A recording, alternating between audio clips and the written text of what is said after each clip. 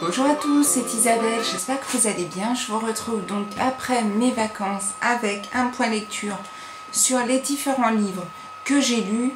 Pas pendant mes vacances, parce que pendant mes vacances j'ai lu 3 chapitres d'un livre, donc c'est juste impitoyable. Et moi, c'est vrai que pendant les vacances, je suis tellement occupée à visiter, à profiter et tout, que je vois jamais le temps passer et que je n'ai que très rarement le temps en fait de bien me poser, d'être tranquille pour lire, parce que moi je ne peux pas lire si à la télé, je peux pas lire si j'ai de la musique, je suis vraiment à chaque fois il ne faut pas que je sois en fait stressée et que j'ai plein de choses à penser ou à m'occuper, sinon c'est mort.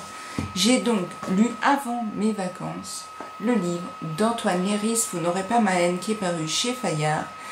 C'est un livre que j'avais vu sur la chaîne d'Élise, des lectures d'Élise, et sur la chaîne de Johanna, A Book Around the Corner. Il me semble que Johanna en avait parlé aussi. Et elles avaient beaucoup aimé ce livre-ci. C'est un livre donc, qui parle, c'est Antoine Léris qui raconte sa vie après la mort de sa femme qui a été tuée au Bataclan le 13 novembre 2015. Et donc cette nouvelle vie avec son petit garçon qui n'a pas un an, je ne sais plus vraiment quel âge il a parce que c'était avant les vacances, mais ou alors il a un peu plus d'un an, enfin bref, ça reste quand même un tout petit bébé. C'est un livre qui me faisait un peu peur parce que je pleure très facilement, que je suis très émotive, et je dois dire que ce livre, à part la fin, où vraiment je me suis forcée à ne pas pleurer parce que j'étais chez la coiffeuse, donc ça faisait moyen, la fin aurait pu m'arracher quelques larmes si j'avais été vraiment tranquille à la maison. Mais ça n'a pas vraiment été le cas. J'ai trouvé ça magnifique. C'est vraiment très très beau. C'est bien écrit. Et moi, c'est ça qui m'a plu. Et c'est ça qui a fait que j'ai pas eu cette sensation d'avoir envie de pleurer. Et voilà, j'avais envie de partager ce moment. Et c'est vraiment, vraiment un très très beau témoignage d'amour que nous livre ici, donc dans ce livre, Antoine Léris. J'ai ensuite lu, et alors là on va passer un petit peu plus vite, parce que donc forcément j'en avais parlé quand je vous présentais ma pile à lire de cet été. Je disais que j'avais un peu peur de lire ce livre, et bon, je l'ai quand même lu parce que j'avais vu des personnes qui en disaient beaucoup de bien. J'avais aussi vu des personnes qui n'en disaient pas vraiment du bien, mais bon, j'ai eu envie de tester. C'est peut-être le petit chat qui m'a fait changer d'avis. C'est Le cœur entre les pages de Shelley King et c'est paru aux éditions Prélude. Et moi, je ne lis pas beaucoup de romances et tout. Malgré cela, j'avais envie de le découvrir parce que donc l'histoire, c'est Maggie, elle a 34 ans, elle est licenciée donc, de sa start-up dans la Silicon Valley et elle va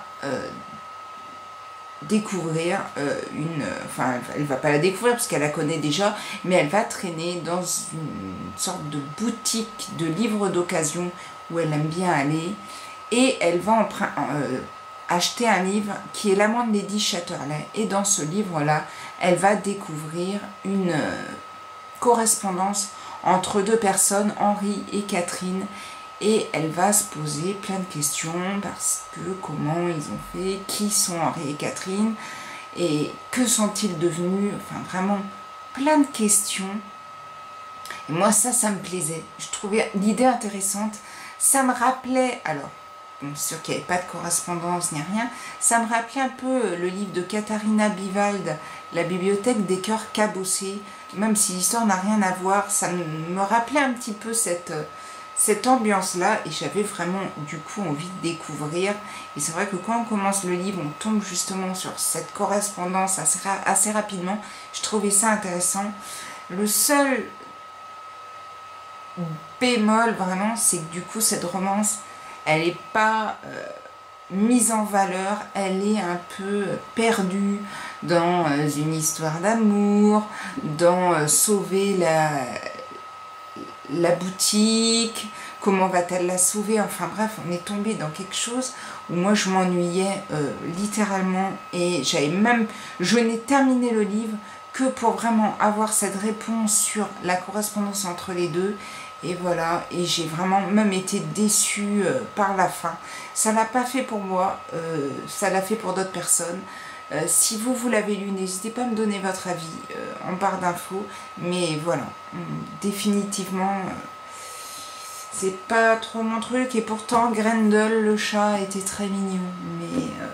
Mais non, ça l'a pas fait du tout. J'ai ensuite lu le livre d'Anita Terpstra, La loi du silence, c'est paru chez De Noël. Et là encore, Johanna de la chaîne Book Around the Corner qui m'a donné envie de lire ce livre parce qu'elle l'avait beaucoup aimé. C'est l'histoire d'Alma. Alma vit avec son mari et ses 2 enfants, Iris et Thunder. Ils ont tout pour être heureux jusqu'au jour où Thunder va disparaître. Il est dans une colonie de vacances. Il va disparaître avec son petit copain de l'époque, petit copain, son ami, enfin son compagnon, son copain de classe, enfin de colonie de vacances, Martine. Martine, lui, va être retrouvé mort et on n'aura jamais de traces de Thunder. Sa mère va, donc Alma va tomber vraiment en dépression, ils vont se séparer. Entre-temps, quand même, ils ont eu un autre enfant, un autre garçon, donc la vie va reprendre son cours jusqu'à ce que 5 ans plus tard, Thunder revienne, se présente à la police et refait surface, donc 5 ans après, car son geôlier, enfin je ne sais pas si on peut vraiment appeler ça, mais la personne qui l'a kidnappé est mort et donc il l'a enterré et il lui avait dit: si je meurs, tu m'enterres à tel endroit et tu rentres, tu te présentes à la police et tu dis qui tu es. Voilà, l'histoire part donc sur ce thème-là de l'enfant perdu, retrouvé. On retombe un peu dans le livre de Kate Clark, Perdu et retrouvé, justement. J'ai un peu retrouvé cette ambiance un peu pareille, avec l'enfant qui revient, mais qui n'est plus vraiment l'enfant qu'on pensait retrouver. Et c'est un livre où j'ai un avis assez mitigé parce que je me suis, on va pas dire ennuyée, mais j'ai trouvé qu'il avait quand même certaines longueurs au début. Donc pendant la bonne demi-partie du livre, je me suis quand même un peu ennuyée. C'était un peu long, il y avait des choses qui me plaisaient pas trop. Il y avait quand même des petites choses qui faisaient que j'avais envie de continuer le livre. Je me suis pas posé la question de l'arrêter, comme certains, je veux dire, le cœur entre les pages, je me suis posé la question à plusieurs moments, et j'aurais peut-être dû l'arrêter d'ailleurs, mais bon. Celui-ci, non. Par contre, après, la deuxième partie est beaucoup plus intéressante. J'ai vraiment été prise après dedans, et j'ai voulu savoir ce qui s'était réellement passé et tout. C'est intéressant, c'est pas un coup de cœur, mais ça reste quand même un livre très agréable à découvrir, un très bon thriller. Et on va terminer parce que j'aime cet auteur et parce que comme son livre était sorti juste avant l'été et que la couverture était tellement estivale, je n'ai pas résisté longtemps à lire Le temps est assassin de Michel Bussy. C'est paru aux Presses de la Cité. Michel Bussy, j'en parle depuis le début de ma chaîne, c'est vraiment un auteur que j'adore. Et j'avais beaucoup aimé N'oubliez jamais et Nymphéa Noir, ça reste mes 2 préférés. Je n'ai pas lu Un avion sans elle, qui apparemment est très très bon aussi. Et celui-ci me faisait tellement envie, la couverture est tellement belle. Et j'avoue que j'ai pas été déçue, donc ça se passe... C'est une alternance entre le passé, donc en 1989, et le présent. L'histoire est donc quand l'été 1989, Clotilde, ses parents et son frère vont avoir, donc en Corse, sur la presqu'île de la Revelata, c'est dur, le retour de vacances. Bref, sur la presqu'île de la Revelata, ils vont avoir un accident, ils vont tomber dans un ravin et seule Clotilde s'en sortira, les 3 autres vont mourir dans cet accident. Donc ça c'est en 1989 et en 2016, Clotilde revient avec donc son mari et sa fille en Corse Ils viennent passer des vacances en famille dans le camping où ils allaient avec ses parents. Et un jour, elle va recevoir une lettre. Et une lettre signée de sa mère, de la main de sa mère ou pas, mais une lettre qui la bouleverse et elle est persuadée que sa mère est toujours en vie. Et ce livre, là, c'est vraiment le talent de Michel Bussy. Ce livre vous fait passer partout. C'est-à-dire qu'un coup, vous pensez que c'est un tel, un coup, vous pensez, un coup, la mère est morte, un coup, elle n'est pas morte, un coup, on l'a tuée, un coup... Vraiment, je crois que ils sont tous passés, hein. Je me suis dit, ah, c'est lui qui l'a tué. Oh, c'est lui qui a fait ça. Oh, c'est elle. Mais non, c'est lui. Et puis, Michel Bussy entretient, c'est-à-dire que pendant tout le livre, on ne sait vraiment plus qui est bon, qui est mauvais, qui est gentil, qui ne l'est pas, qui...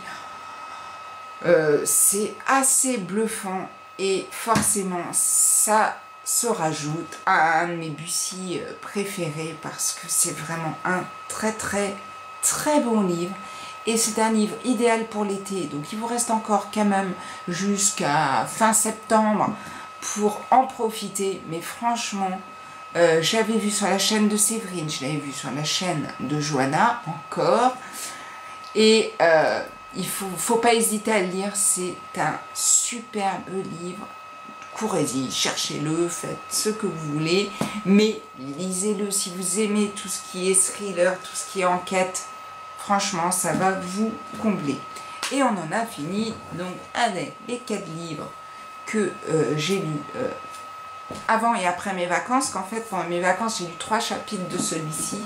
Mais moi, après, si j'ai pas, comme je vous disais, le calme pour lire un livre comme ça, à la fin, je décroche totalement. Voilà, on en a donc fini. Si vous avez lu certains des livres, n'hésitez pas à me donner votre avis en dessous de la vidéo. Moi, ça me fait toujours plaisir de partager des avis positifs, négatifs. Vous avez peut-être aimé des livres que moi, je n'ai pas aimé. Hein, je n'ai pas non plus... la vérité sur chaque livre. Moi, je vous donne uniquement mon avis et je vous dis à très bientôt. En attendant, prenez soin de vous. Ciao, ciao!